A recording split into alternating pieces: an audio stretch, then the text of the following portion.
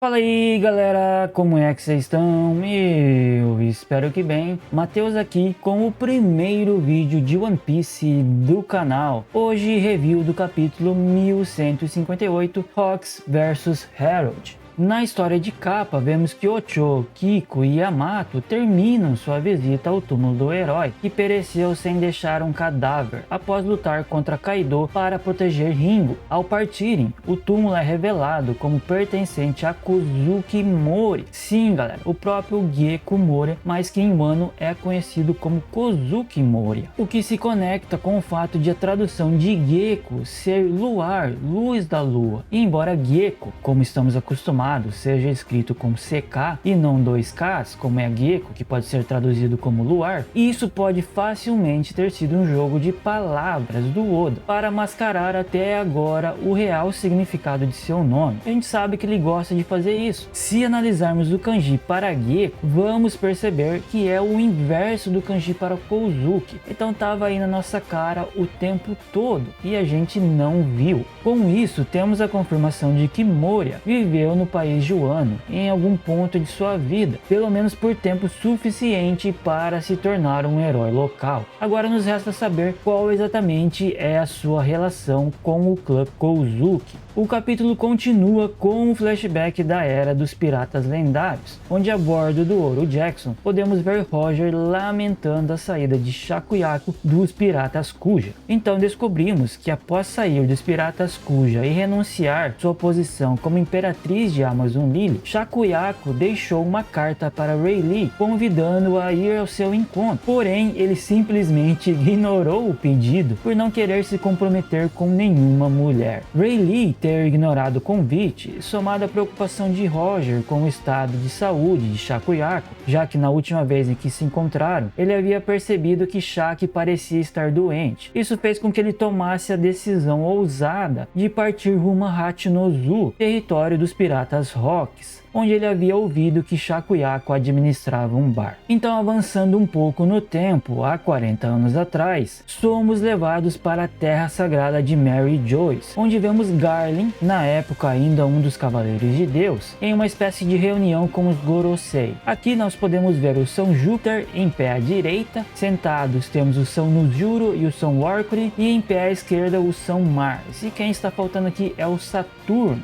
que aparentemente não está presente. Garlin diz que enquanto ele estava em uma missão, ele acabou por atracar na ilha de God Valley por um tempo, onde ele tentou sem sucesso persuadir os moradores a se afiliarem ao governo mundial, já que a ilha era repleta de recursos extremamente valiosos. Mas isso não era tudo. Garlin havia feito uma descoberta extraordinária, segundo ele, digna até mesmo de agradar a Vossa Excelência Imu-sama. Por isso, ele recomendou veementemente que o torneio de expurgo dos nativos, que aconteceria em 2 anos, fosse realizado naquela mesma ilha. A cena corta de volta para o flashback dos Rock, dessa vez em Hachinozu, mais precisamente no bar de Shakuyaku, onde vemos mais alguns piratas bajulando a Shakuyaku, porém o que realmente despertou a atenção dela foi o olhar de Shebek, que de repente parecia estar cheio de alegria. Intrigada, Shakuyaku, dando uma leve cutucada em Shebek, pergunta o que aconteceu para ele não se encantar mais com sua beleza, o que faz a Big Mom rir e sugerir que Shebek havia conhecido outra mulher. Ao ouvir isso, Shebek imediatamente pede para Big Mom se calar, dizendo que esse assunto é confidencial. E por fim, ele mesmo acaba confirmando involuntariamente que existe uma outra mulher. Para quem tinha como maior sonho construir uma família, o Barba Branca na sua juventude ele era meio lerdão quando o assunto era de fato sobre família, já que ele estava totalmente perdido, não entendeu qual que era o assunto que eles estavam falando.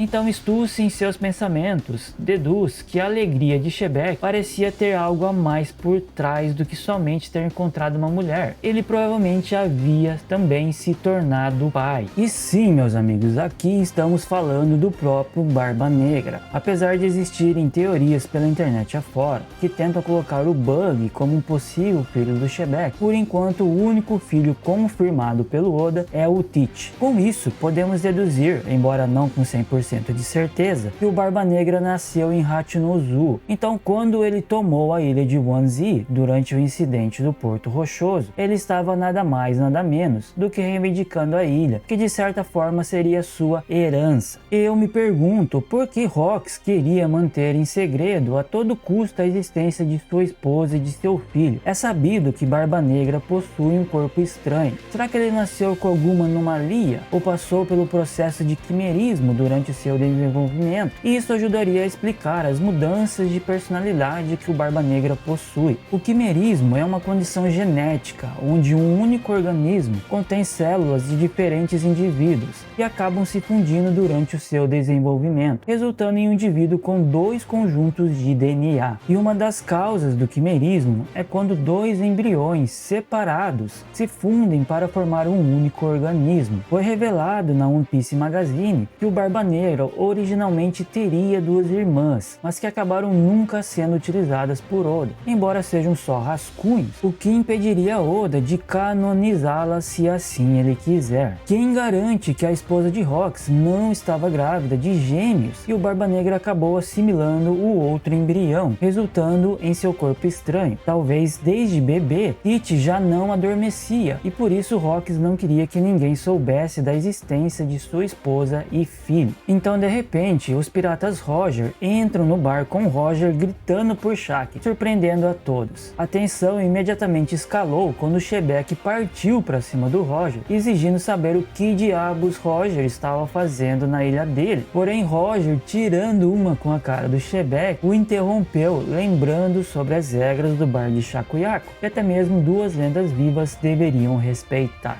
Então Shebeck pergunta como Roger conseguiu entrar no bar, já que existia uma fila gigantesca do lado de fora. E aqui temos a revelação de que o Roger não queria esperar a sua vez chegar e por isso ele detonou todos os piratas que estavam na fila, passando assim livremente e entrando no bar. Shaq pergunta se Rayleigh está junto com eles, mas Roger diz que Rayleigh ficou para trás no navio, a fim de evitá-la. Gloriosa, que ainda sofria da doença do amor pelo Roger, quando o viu, simplesmente se jogou nele e o levou para longe de Shaq. Porém, Roger a tratou com total indiferença, pois ele só tinha olhos para Shakuyaku. No entanto, ao ouvir que Rayleigh não estava presente, Shaq imediatamente se entristece e acaba desmaiando. E isso nos confirma que Shakuyaku também contraiu a doença do amor e parece afligir a todas as imperatrizes Kuja cedo ou tarde. Então o narrador nos revela que pelas regras de Shakuyaku, brigas dentro do bar são extremamente proibidas. Por isso, vários piratas poderosos podem ser vistos bebendo e festejando, sem qualquer animosidade entre si, embora nos mares a tensão nunca esteve em estado mais crítico. A cena corta e somos levados para o submundo em Elbaf.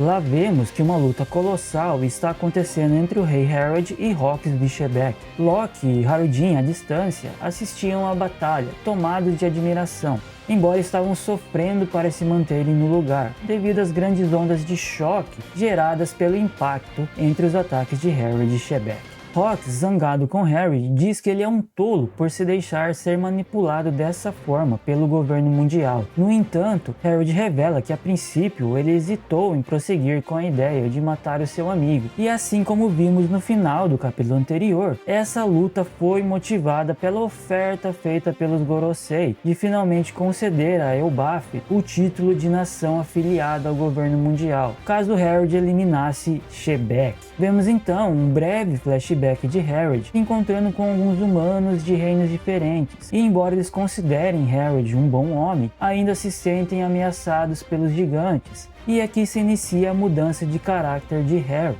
passando de um guerreiro orgulhoso para um pacifista, algo que ecoaria e influenciaria as gerações futuras. A violenta batalha prosseguia, com Herald e Shebeck trocando golpes devastadores com suas espadas imbuídas de haki. Embora tenham acertado ataques poderosos um no outro, nenhum dos dois realmente desejava a morte de seu amigo, e por isso a luta terminou empatada. Shebeck, que tinha ido a Elbaf na esperança de que dessa vez Harold se juntaria à sua tripulação, partiu logo em seguida, dando por encerrada a amizade entre os dois. Em resposta, Harold afirmou que, como rei, jamais colocaria o seu povo em risco ao se unir a um criminoso e que a contenda de Shebeck estava fadada ao fracasso. Então o narrador anuncia que Shebeck e Harold não mais se encontrariam até o fatídico dia daquele incidente. Será, galera, que esse incidente é o incidente de God Valley? Será que de alguma forma o Harold estava envolvido nisso também? Enquanto isso,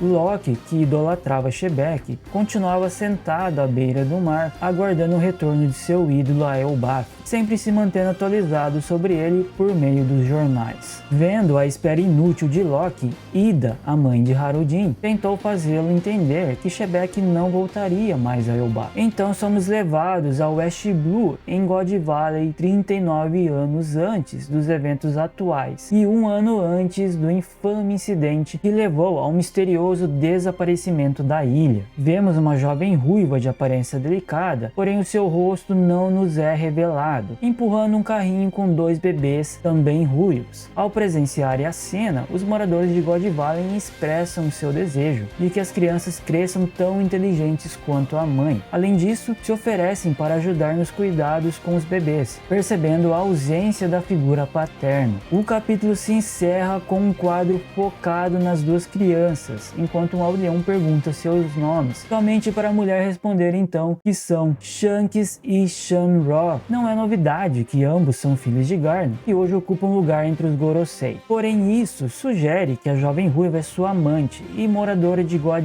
Valley. E galera, que capítulo, hein? Será que vamos emendar em um novo flashback, dessa vez focado em Shanks e Shamrock, talvez mostrando como Garland conheceu essa mulher e também como Shamrock acabou ficando com Garland e o Shanks foi encontrado pelo Roger. Talvez também nos seja revelado quem é essa mulher e qual será o incidente que o narrador estava se referindo. Quem será a esposa de Rox de Shebeck? Será que ela vai ter alguma importância na história ou vai ser só mais uma das mães de One Piece sem relevância? Mas uma coisa é certa, esse capítulo adicionou muitas perguntas e poucas respostas. Mas e vocês, o que acharam do capítulo? Tem alguma teoria sobre tudo isso? Coloca aí nos comentários, bora debater sobre. Eu espero que vocês tenham gostado do vídeo. Se gostou, deixa aquele likezão pra fortalecer. Valeu por assistirem e até a próxima!